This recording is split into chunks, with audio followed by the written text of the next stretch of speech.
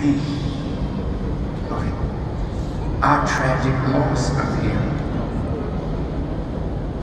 But God, by taking his life in the way that it happened, has stopped the world of sport and play with one death. It affected the whole world. But it affected the whole world of sport and play.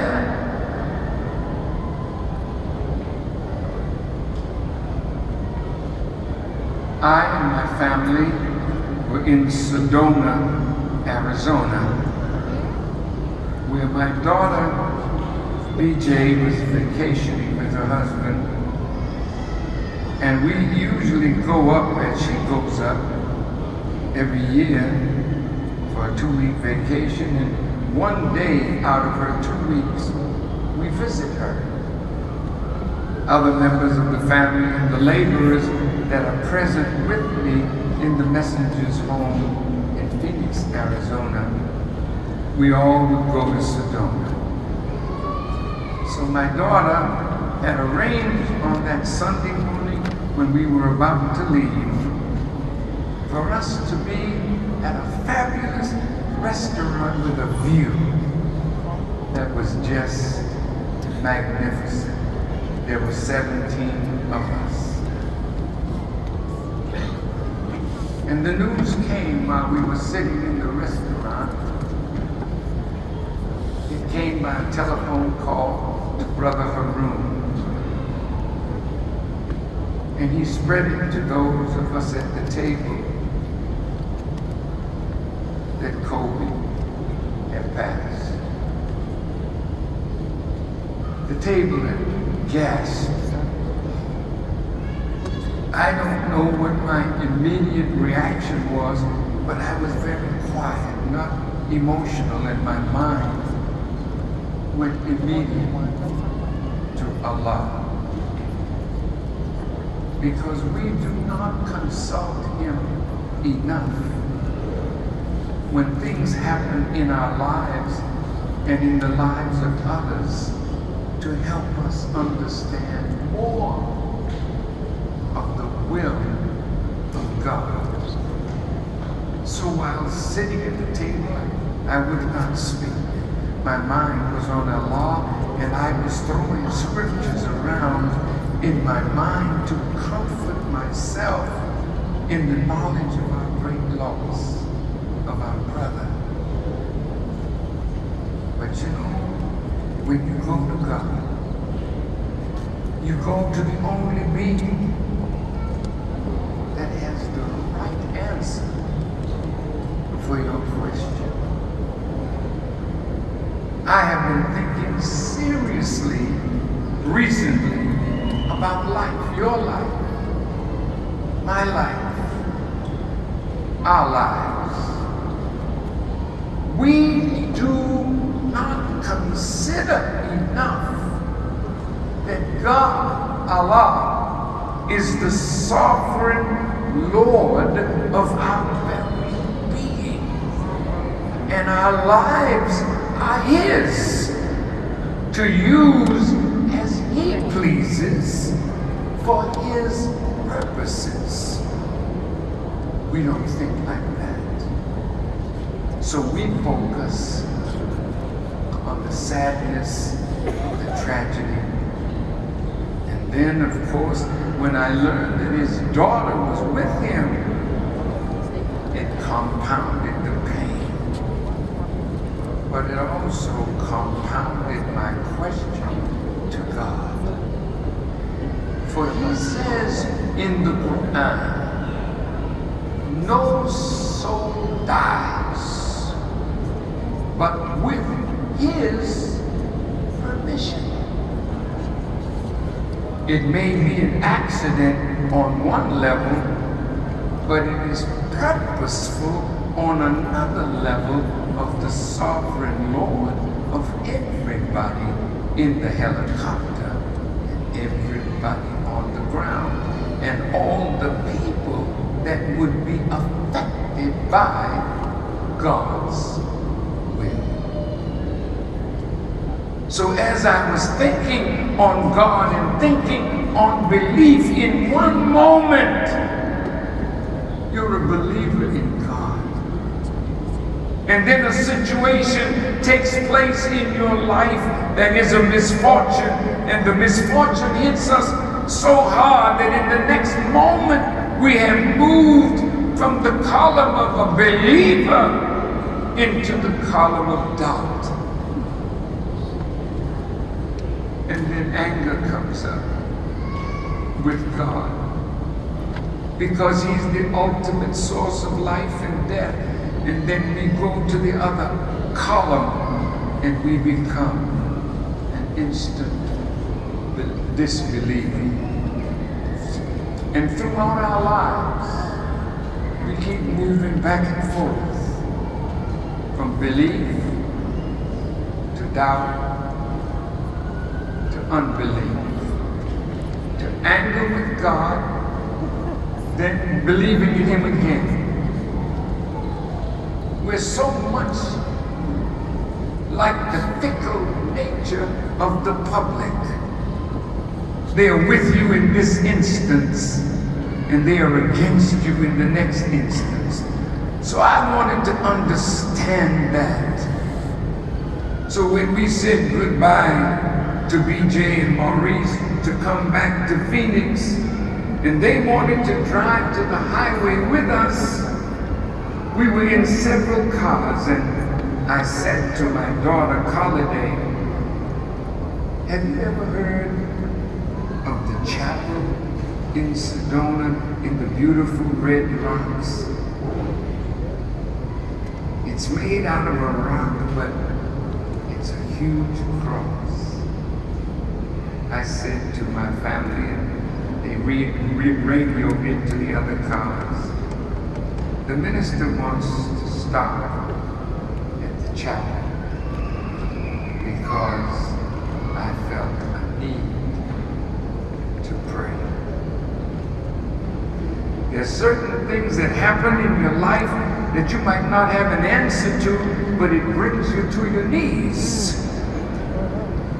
And there's no one else to consult but God. So we drove to the chapel. A beautiful chapel, a Catholic chapel. But when you want to talk to God, any house where His name is remembered is a good house to visit.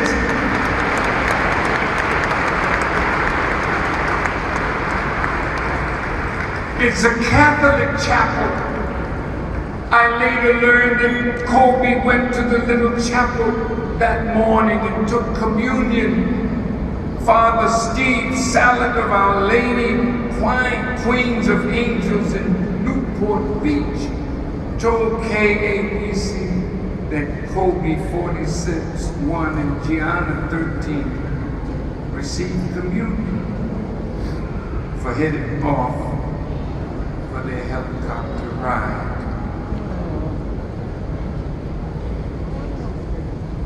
As I went in the church, the chapel, because I've been suffering from 2 meniscus tears and my legs are not as stable as I would like them to be, so 2 brothers are always by my side, because sometimes my legs just collapse and I fall. So far, I've fallen a few times when the brothers were not with me, but most of the time when it happens, I don't ever hit the ground because the brothers.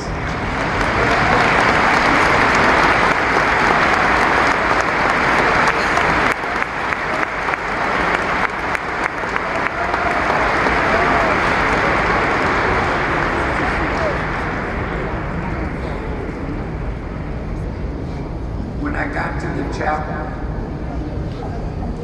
I was in my wheelchair, and they wheeled me down to the front of the chapel where all the candles up.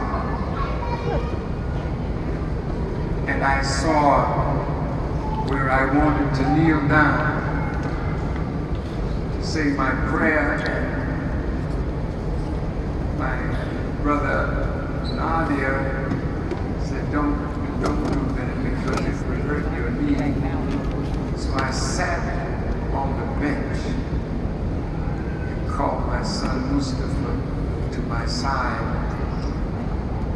I bowed my head, cupped my hand in the position of a dua, or the asking something from God.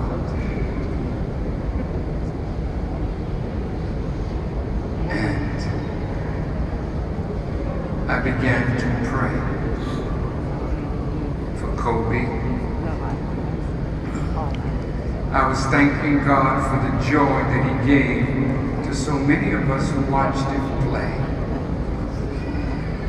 And then I began to pray for the people on the helicopter who evidently were His friends and companions, who traveled with Him not knowing that they would die with the one whom they loved and was traveling with.